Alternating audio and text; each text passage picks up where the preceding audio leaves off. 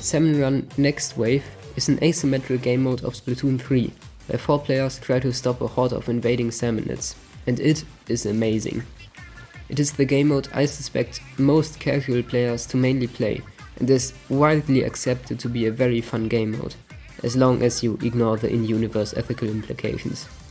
In this video we'll discuss the reasons Salmon Run is so fun from a game design perspective.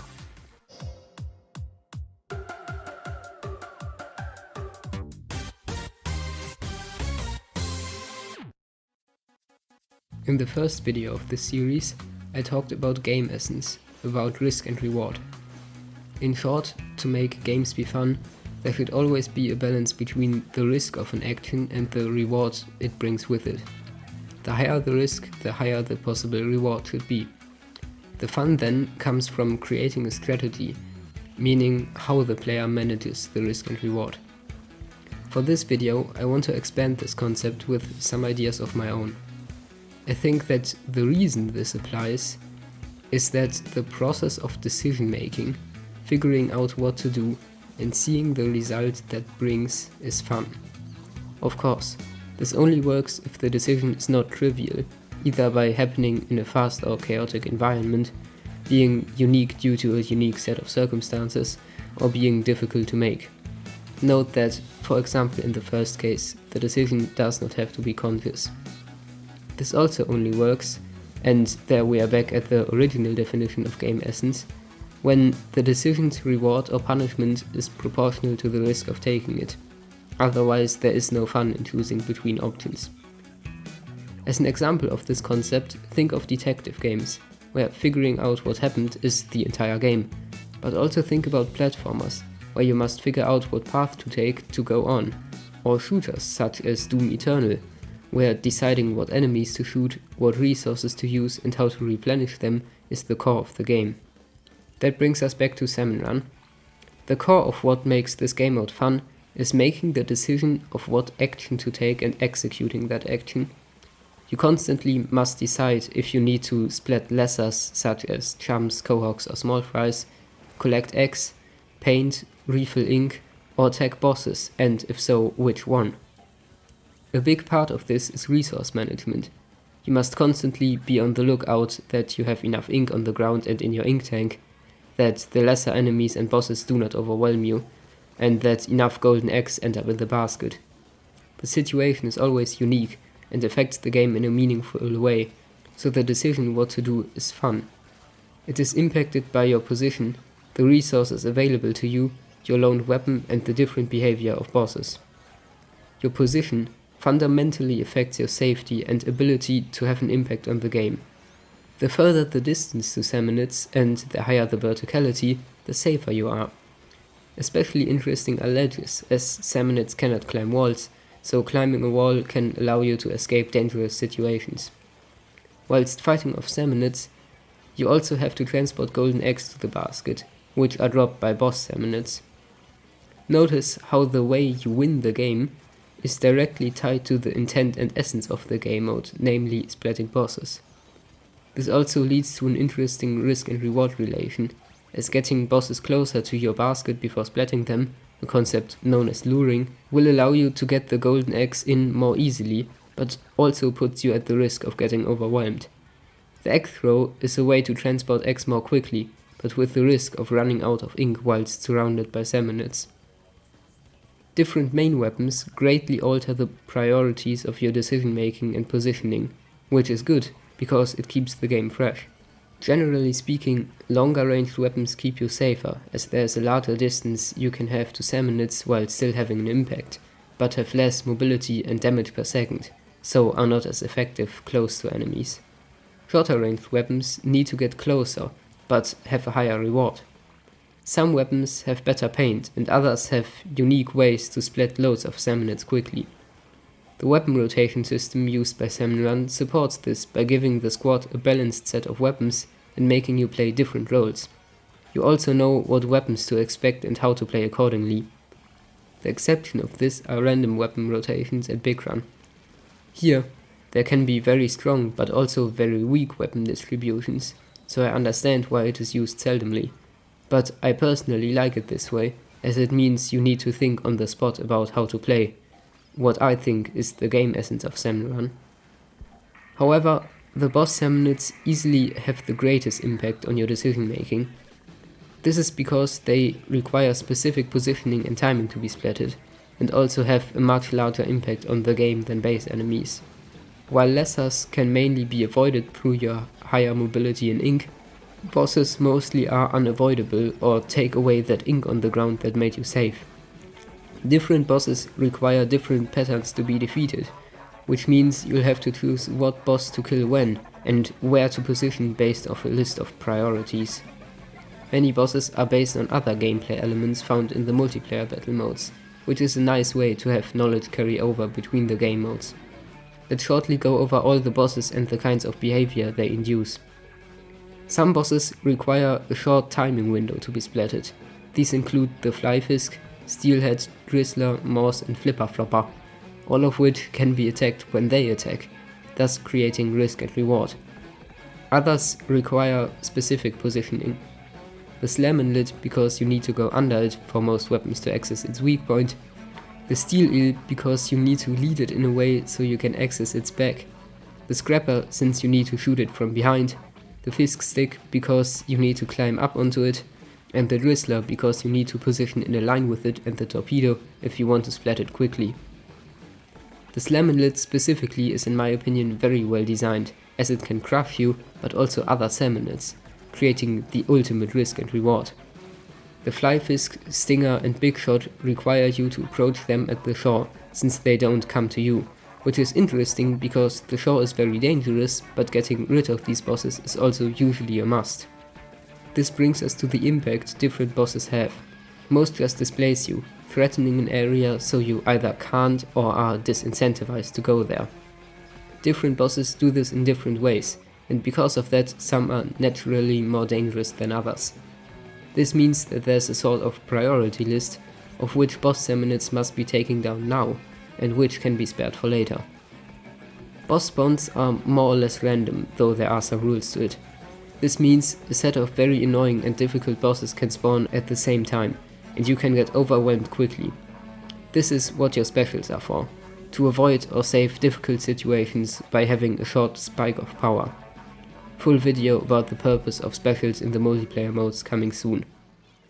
I quickly want to visualize the concepts I've been talking about through an example. Let's say we are playing on Gone Fishing Hydro Plant. There are lessers approaching from here, a Salmonid, a Drizzler, a Flyfish, a Scrapper and a Steelhead. The Drizzler just fired its torpedo in this direction, so you want to get in a line with it and the Drizzler to hit it back, since rain is very dangerous.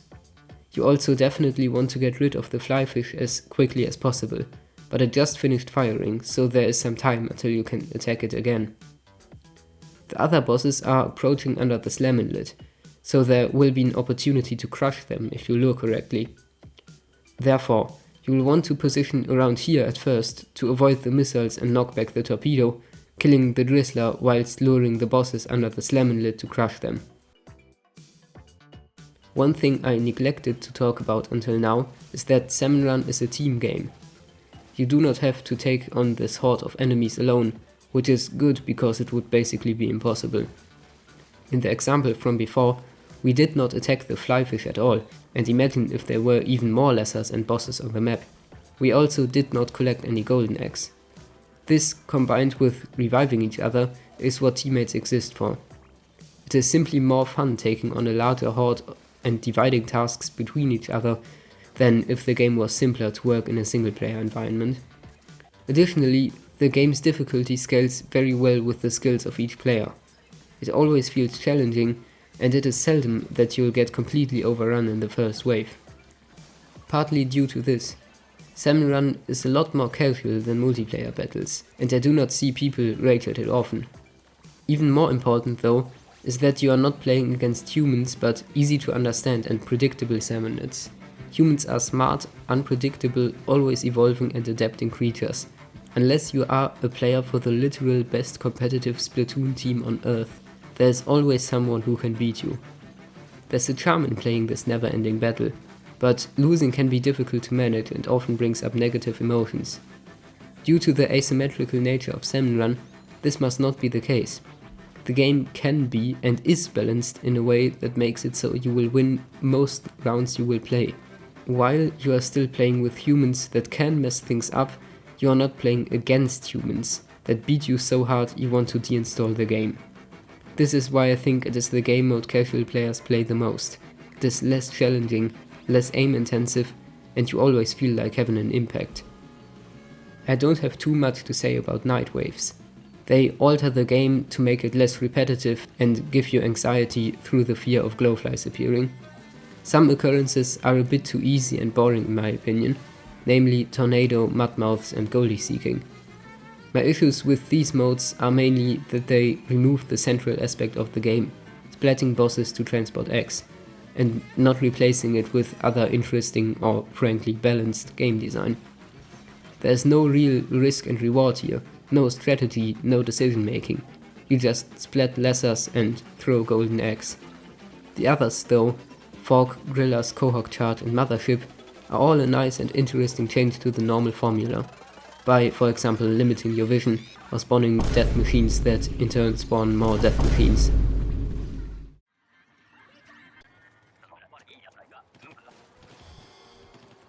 King Salmonids are an extra wave that happens once every roughly 5 games. In these difficult challenges, there is no longer an egg basket, and the egg throw gets replaced with the egg launcher, propelling the golden eggs and dealing lots of damage. And this ensures that the core gameplay of splatting regular boss Salmonids is still intact, whilst playing with the idea of having a sort of moving egg basket that also desperately tries to splat you. Of the two King Salmonids that exist at the time of recording, I prefer the design of Ouroboros. It is similar to a flying eel version of the steelhead. Ouroboros has a weak spot where it regularly charges up giant booyah bombs that can be destroyed, dealing massive amounts of damage, a weakness obviously meant for golden eggs that has a nice sense of risk and reward. Kohozuna is still very cool though, being more of a tanky giant boss that wreaks havoc wherever it goes. The reason it super jumps, by the way, is to give you an opportunity to refill ink and shortly focus on other bosses before returning your attention to Kohozuna. Salmon Run also features 2 new Eggstra events in Splatoon 3.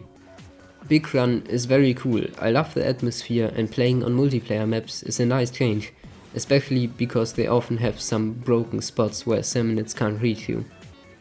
Extra work gives everyone the same job scenario with 5 waves to try and optimize egg collection. This is very fun, I assume especially for the overfishing community, as this is the purpose of what they do in general, but I also enjoyed trying to optimize everything we could possibly think of in a team. That only leaves the lore implications to be briefly touched upon, spoilers for the single player hero mode campaign. By playing Salmon Run, you literally murder living creatures to steal their precious golden eggs for an antagonistic bear, which he wants to use to destroy the entire Earth and turn every living creature into a mammal and completely start over life on Earth. And you, the player, will assist Mr. Grizz just because you get lots of money and rewards. It brings up interesting questions about corporate ethics, responsibility of your actions and eugenics. Isn't that fun? In the end though, Salmon Run is a very fun and well designed game mode, and I see why it is so popular, especially among new or casual players.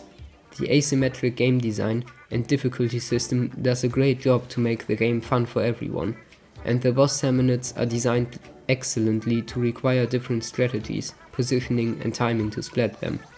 The general idea of bosses dropping golden eggs that have to be transported to the basket is also genius, because it gives a great sense of risk and reward between splatting bosses early and letting them close to the basket to collect eggs more easily. Salmon Run really has had a giant glow up from Splatoon 2. As a new Splat 3 player, I can't even imagine the mode being time locked. Actually, I can because of challenges. Still, it's great to see that Salmon Run seems to get more attention from the development team and community as a prominent game mode of Splatoon 3.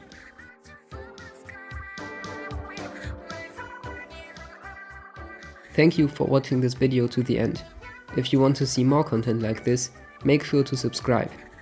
Sorry this video took so long, As you might notice from my voice, I'm still recovering from an illness. In other news, as you might know, I'm a competitive Splatoon player, and after the disbanding of Salmonids, have now completed creating my own team, Eggstra. Would you guys be interested in some content around the team? I've been thinking about creating highlight videos, but also about how I do things as a captain, to maybe give players who want to join the competitive scene a sense of direction. I am also considering sharing other personal game development projects of mine that mostly don't have anything to do with Splatoon. Please let me know in the comments if you are interested in something like this.